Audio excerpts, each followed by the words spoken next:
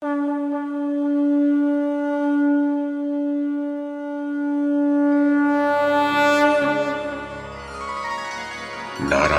नमस्कृत्य नरं चैव नरोत्तमं देवीं सरस्वतीं व्यासं ततो जयमुदीरयेत्। ओम नमो भगवते वासुदेवाय, ओम नमः पितामहाय, ओम नमः प्रजापतिभ्यः, ओम नमः कृष्णद्वैपायनाय, ओम नमः सर्वविघ्नविनायकेभ्यः। नमस्कार। महाभारत कथा श्रृंखला में आपका स्वागत है। श्रीमन महर्षि वेद व्यास द्वारा रचित महाकाव्य महाभारत को एक कथा श्रृंखला के रूप में प्रस्तुत करते हुए पिछली कड़ी में मैंने मूल संस्कृत ग्रंथ के प्रथम पर्व, जो आदि पर्व के नाम से प्रसिद्ध है, उसके 7वें उपपर्व अर्थात संभव पर्व में कही गई देवव्रत की भीष्म प्रतिज्ञा की जो कथा है उसे आपको सुनाया था। अब इस कड़ी में इसी संभव पर्व में चित्रांगद और विचित्र वीर की जो कथा है उसे मैं कमल किशोर आपको सुनाता हूँ।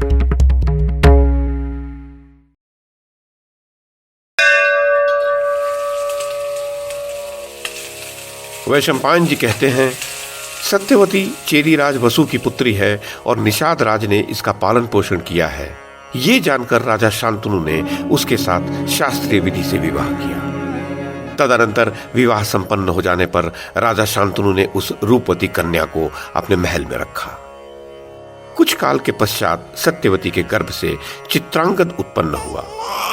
इसके बाद दूसरे पुत्र विचित्रवीर को जन्म दिया। नरश्रेष्ठ विचित्रवीर अभी यौवन को प्राप्त भी नहीं हुए थे कि बुद्धिमान महाराज शांतनु की मृत्यु हो गई।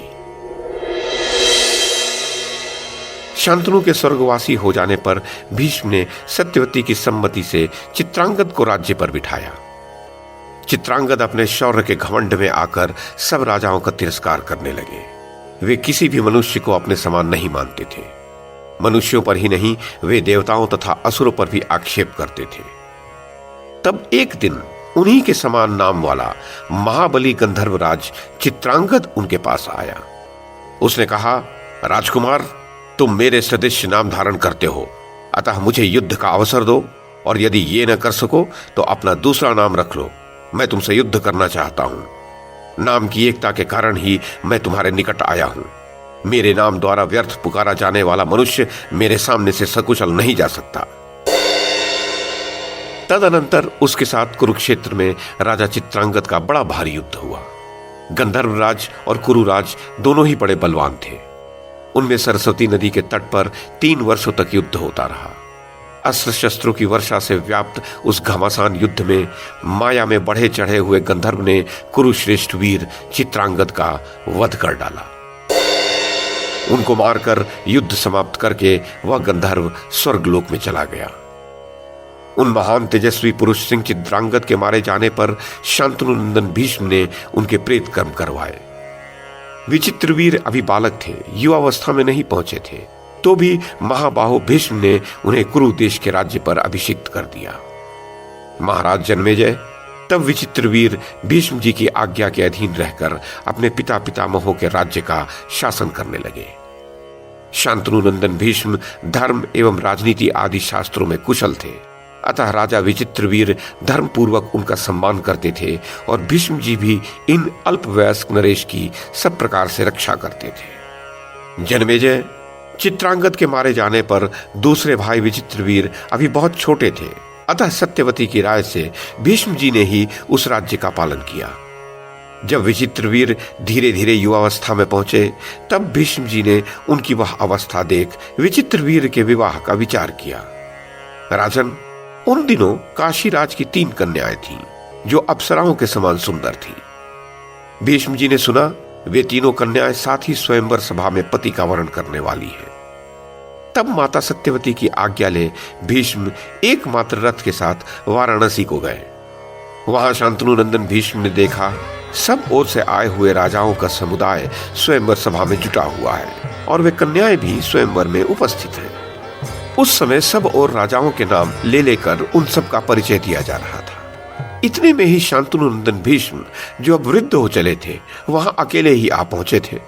उन्हें देखकर वे सब परम सुंदरी कन्याएं उद्विग्न सी होकर कि ये वृद्ध है सोचती हुई वहां से दूर भाग गई। वहां जो नीच स्वभाव के नरेश एकत्र थे वे आपस में बातें करते हुए उनकी हंसी उड़ाने लगे। भीष्म तो बड़े धर्मात्मा सुने जाते थे, ये वृद्ध हो गए हैं, शरीर में झुर्रियां पड़ गई हैं, सिर के बाल सफेद हो चुके हैं, फिर क्या कारण है कि यहां आए हैं? ये तो बड़े निर्लज्ज जान पड़ते हैं। अपनी प्रतिज्ञा झूठी करके ये लोगों को क्या कहेंगे, कैसे मुंह दिखाएंगे? भूमंडल में व्यर्थ ही यह बात फैल गई है कि भीष्म ब्रह्मचारी है। वैशंपायन जी कहते हैं, जनमेजय, क्षत्रियों की ये बातें सुनकर भीष्म अत्यंत कुपित हो उठे। वे शक्तिशाली तो थे ही, उन्होंने उस समय स्वयं ही समस्त कन्याओं का वर्ण किया। इतना ही नहीं, प्रहार करने वालों में श्रेष्ठ वीरवर भीष्म ने उन कन्याओं को उठाकर रथ पर चढ़ा लिया और समस्त राजाओं को ललकारते हुए मेघ के समान गंभीर वाणी में कहा। विद्वानों ने कन्या को यथाशक्ति वस्त्राभूषणों से विभूषित करके गुणवान वर को बुलाकर उसे कुछ धन देने के साथ ही कन्यादान करना उत्तम बताया है, जिसे ब्रह्म विवाह कहा जाता है। कितने ही मनुष्य नियत धन लेकर कन्यादान करते हैं, ये आसुर विवाह है। कुछ लोग बल से कन्या का हरण करते हैं, ये राक्षस विवाह है। दूसरे लोग वर और कन्या की परस्पर अनुमति होने पर विवाह करते हैं, यह गांधर्व विवाह है। कुछ लोग अचेत अवस्था में पड़ी हुई कन्या को उठा ले जाते हैं, यह पैशाच विवाह है। कुछ लोग वर और कन्या को एकत्र करके स्वयं ही उनसे प्रतिज्ञा कराते हैं कि हम दोनों गार्हस्थ्य धर्म का पालन करेंगे। फिर कन्या पिता दोनों की पूजा करके अलंकार युक्त कन्या का वर के लिए दान करता है। इस प्रकार विवाहित होने वाले प्राजापत्य विवाह की रीति से पत्नी की उपलब्धि करते हैं। कुछ लोग यज्ञ करके ऋत्विज को कन्या देते हैं। इस प्रकार विवाहित होने वाले दैव विवाह की रीति से पत्नी प्राप्त करते हैं। इस तरह विद्वानों ने यह विवाह का 8वां प्रकार माना है। इन सब को तुम लोग समझो। क्षत्रिय स्वयंवर की प्रशंसा करते हैं और उसमें जाते हैं, परंतु उसमें भी समस्त राजाओं को परास्त करके जिस कन्या का अपहरण किया जाता है, धर्मवादी विद्वान क्षत्रिय के लिए उसे सबसे श्रेष्ठ मानते हैं। अतः भूमिपालो, मैं इन कन्याओं को यहां से बलपूर्वक हर ले जा रहा हूं। तुम लोग अपनी सारी शक्ति लगाकर विजय अथवा पराजय के लिए मुझे रोकने का प्रयत्न करो। राजाओं, मैं युद्ध के लिए दृढ़ निश्चय करके यहां डटा हुआ हूं। परम पराक्रमी भीष्म जी उन महिपालों तथा काशीराज से उपयुक्त बातें कहकर उन समस्त कन्याओं को, जिन्हें वे उठाकर अपने रथ पर बिठा चुके थे, साथ लेकर सबको ललकारते हुए वहां से शीघ्रतापूर्वक चल दिए। फिर तो समस्त राजा इस अपमान को न सह सके। वे सभी जल्दी जल्दी अपने आभूषण उतार कर पहनने लगे और जाते हुए कुरुनंदन भीष्म का पीछा किया। जनमेजय, तदनंतर उन राजाओं और भीष्म जी का घोर संग्राम हुआ। भीष्म जी अकेले थे और राजा लोग बहुत। उनमें रोंगटे खड़े कर देने वाला भयंकर संग्राम छिड़ गया। राजन, उन नरेशों ने भीष्म जी पर एक ही साथ 10 सहस्त्र बाण चलाए, परंतु भीष्म जी ने उन सबको अपने ऊपर आने से पहले बीच में ही विशाल पंख युक्त बाणों की बौछार करके शीघ्रतापूर्वक काट गिराया। तब वे सब राजा उन्हें चारों ओर से घेर कर उनके ऊपर उसी प्रकार बाणों की झड़ी लगाने लगे जैसे मेघ पर्वत पर जल की धारा बरसाते हैं। भीष्म जी ने सब ओर से उस बाण वर्षा को रोककर उन सभी राजाओं को 3-3 बाणों से आहत कर दिया। तब उनमें से प्रत्येक ने भीष्म जी को 5-5 बाण मारे। तब भीष्म जी ने अपना पराक्रम प्रकट करते हुए प्रत्येक योद्धा को 2-2 बाणों से बींध डाला। बाणों और शक्तियों से व्याप्त उनका वह तुमुल युद्ध देवासुर संग्राम के समान भयंकर जान पड़ता था। उस समरांगण में भीष्म ने लोक विख्यात वीरों के देखते देखते उनके धनुष, ध्वजा के अग्रभाग, कवच और मस्तक सैकड़ों और सहस्त्रों की संख्या में काट गिराए। युद्ध में रथ से विचरने वाले भीष्म जी की दूसरे वीरों से बढ़कर हस्तलाघव और आत्मरक्षा आदि की शत्रुओं ने भी सराहना की।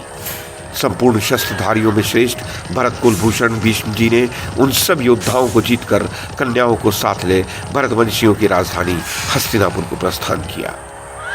राजन, तब महारथी शाल्वराज ने पीछे से आकर युद्ध के लिए शांतनुनंदन भीष्म पर आक्रमण किया। शाल्व के शारीरिक बल की कोई सीमा नहीं थी। जैसे हथिनी के पीछे लगे हुए एक गजराज के पृष्ठभाग में उसका पीछा करने वाला दूसरा यूथपति दांतों से प्रहार करके उसे विदीर्ण करना चाहता है, उसी प्रकार बलवानों में श्रेष्ठ महाबाहु शाल्वराज स्त्री को पाने की इच्छा से ईर्ष्या और क्रोध के वशीभूत हो भीष्म का पीछा करते हुए उनसे बोला, अरे ओ, खड़ा रह, खड़ा रह। तब शत्रु सेना का संहार करने वाले पुरुष सिंह भीष्म उनके वचनों को सुनकर क्रोध से व्याकुल हो धूम रहित अग्नि के समान जलने लगे और हाथ में धनुष बाण लेकर खड़े हो गए। महारथी भीष्म ने क्षत्रिय धर्म का आश्रय ले भय और घबराहट छोड़कर शाल्व की ओर अपना रथ लौटाया। उन्हें लौटते देख सब राजा भीष्म और शाल्व के युद्ध में भाग न लेकर केवल दर्शक बनकर रहे। वे दोनों बलवान वीर मैथुन की इच्छा वाली गौ के लिए आपस में लड़ने वाले दो सांडों की तरह हुंकार करते हुए एक दूसरे से भिड़ गए। दोनों ही बल और पराक्रम से सुशोभित थे। तदनंतर मनुष्यों में श्रेष्ठ राजा शाल्व शांतनु नंदन भीष्म पर सैकड़ों और सहस्त्रों शीघ्रगामी बाणों की बौछार करने लगा। शाल्व ने पहले ही भीष्म को पीड़ित कर दिया था। ये देखकर सभी राजा आश्चर्यचकित हो गए और साधु साधु कहने लगे। युद्ध में उसकी गति देख सब राजा बड़े प्रसन्न हुए और अपनी वाणी द्वारा शाल्व नरेश की प्रशंसा करने लगे। शत्रुओं की राजधानी को जीतने वाले शांतनु नंदन भीष्म ने क्षत्रियों की वे सब बातें सुनकर कुपित हो शाल्व से कहा, खड़ा रह, खड़ा रह। और फिर सारथी से कहा, जहां वह राजा शाल्व है उधर ही रथ ले चलो। जैसे पक्षीराज गरुड़ सर्प को दबोच लेते हैं उसी प्रकार मैं इसे अभी मार डालता हूं। जन्मेजय तदनंतर कुरुनंदन भीष्म ने धनुष पर उचित रीति से वरुणास्त्र का संधान किया और उसके द्वारा शाल्व राज के चारों घोड़ों को रौंद डाला। फिर अपने अस्त्रों से राजा शाल्व के अस्त्रों का निवारण करके कुरुवंशी भीष्म ने उसके सारथी को भी मार डाला। तत्पश्चात ऐन्द्रास्त्र द्वारा उसके उत्तम अश्वों को यमलोक पहुंचा दिया। जन्मेजय उस समय शांतनु नंदन भीष्म ने कन्याओं के लिए युद्ध करके शाल्व को जीत लिया, किंतु उसके प्राण छोड़ दिए। उसके पश्चात शाल्व अपनी राजधानी को लौट गया। इसी प्रकार शत्रु नगरी पर विजय पाने वाले जो राजा वहां स्वयंवर देखने की इच्छा से आए थे वे भी अपने अपने देश को चले गए। प्रहार करने वाले योद्धाओं में श्रेष्ठ भीष्म उन कन्याओं को जीतकर हस्तिनापुर को चल दिए, जहां रहकर कुरुवंशी राजा विचित्रवीर शासन करते थे। जन्मेजय भीष्म जी थोड़े ही समय में वन, नदी, पर्वतों को लांघते और नाना प्रकार के वृक्षों को पीछे छोड़ते हुए आगे बढ़े। युद्ध में उनका पराक्रम अवर्णनीय था। उन्होंने स्वयं अक्षत रहकर शत्रुओं को ही क्षति पहुंचाई थी। गंगानंदन भीष्म काशीराज की कन्याओं को पुत्रवधु, छोटी बहन एवं पुत्री की भांति साथ रखकर कुरु देश में ले आए और उन सर्व सद्गुण संपन्न कन्याओं को अपने छोटे भाई विचित्रवीर के हाथ में दे दिया। तदोपरांत धर्मज्ञ एवं जितात्मा भीष्म जी इस प्रकार धर्मपूर्वक अलौकिक पराक्रम करके माता सत्यवती से परामर्श ले एक निश्चय पर पहुंचकर भाई विचित्रवीर के विवाह की तैयारी करने लगे। काशीराज की उन कन्याओं में से जो सबसे बड़ी थी, उसने जब सुना कि भीष्म जी मेरा विवाह अपने छोटे भाई के साथ करेंगे, तब वह उनसे हंसती हुई इस प्रकार बोली, धर्मात्मन, मैंने पहले से ही मन सौभ नामक विमान के अधिपति राजा शाल्व को पति रूप में वर्ण कर लिया था। उन्होंने भी पूर्व काल में मेरा वर्ण किया था। मेरे पिताजी की भी इच्छा यही थी कि मेरा विवाह शाल्व के साथ हो। उस स्वयंवर में मुझे राजा शाल्व का ही वर्ण करना था। धर्मज्ञ, इन सब बातों को सोच समझकर जो धर्म का सार प्रतीत हो वही कार्य कीजिए। जब उस कन्या ने ब्राह्मण मंडली के बीच वीरवर भीष्म जी से इस प्रकार कहा, तब वे उस वैवाहिक कर्म के विषय में युक्ति युक्त विचार करने लगे। वे स्वयं भी धर्म के ज्ञाता थे, तब भी वेदों के पारंगत विद्वान ब्राह्मणों के साथ भली भांति विचार करके उन्होंने काशीराज की ज्येष्ठ पुत्री अंबा को उस समय शाल्व के यहां जाने की अनुमति दे दी। शेष दो कन्याओं का नाम अंबिका और अंबालिका था। उन्हें भीष्म जी ने शास्त्रोक्त विधि के अनुसार छोटे भाई विचित्रवीर को पत्नी रूप में प्रदान किया। जन्मेजय उन दोनों का पाणी ग्रहण करके रूप और यौवन के अभिमान से भरे हुए धर्मात्मा विचित्रवीर कामात्मा बन गए। उनकी वे दोनों पत्नियां षोडशी थीं। उनके केश नीले और घुंघराले थे। हाथ पैरों के नख लाल और ऊंचे थे। नितंब और उरोज स्थूल और उभरे हुए थे। वे ये जानकर संतुष्ट थीं कि हम दोनों को अपने अनुरूप पति मिले हैं। अतः वे दोनों कल्याणमयी देवियां विचित्रवीर की बड़ी सेवा पूजा करने लगी। विचित्रवीर का रूप अश्विनी कुमारों के समान था। वे देवताओं के समान पराक्रमी थे। एकांत में वे सभी नारियों के मन को मोह लेने की शक्ति रखते थे। राजा विचित्रवीर्य ने उन दोनों पत्नियों के साथ 7 वर्ष तक निरंतर विहार किया। अतः उस असंयम के परिणाम स्वरूप वे युवावस्था में ही राज्य क्षमा की चपेट में आ गए। उनके हितैषी सगे संबंधियों ने ख्याति प्राप्त और विश्वसनीय चिकित्सकों के साथ उनके रोग निवारण की पूरी चेष्टा की, तो भी जैसे सूर्य अस्ताचल को चले जाते हैं, उसी प्रकार वे कौरव नरेश यमलोक को चले गए। धर्मात्मा गंगानंदन भीष्म जी भाई की मृत्यु से चिंता और शोक में डूब गए। तब माता सत्यवती की आज्ञा के अनुसार चलने वाले उन भीष्म जी ने ऋत्विजों तथा कुरुकुल के समस्त श्रेष्ठ पुरुषों के साथ राजा विचित्रवीर्य के सभी प्रेत कार्य अच्छी तरह कराए।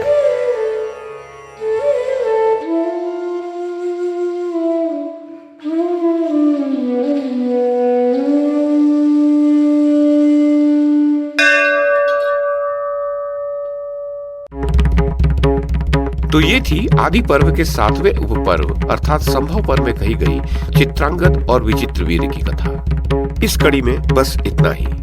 अगली कड़ी में इससे आगे की कथा सुनाऊंगा।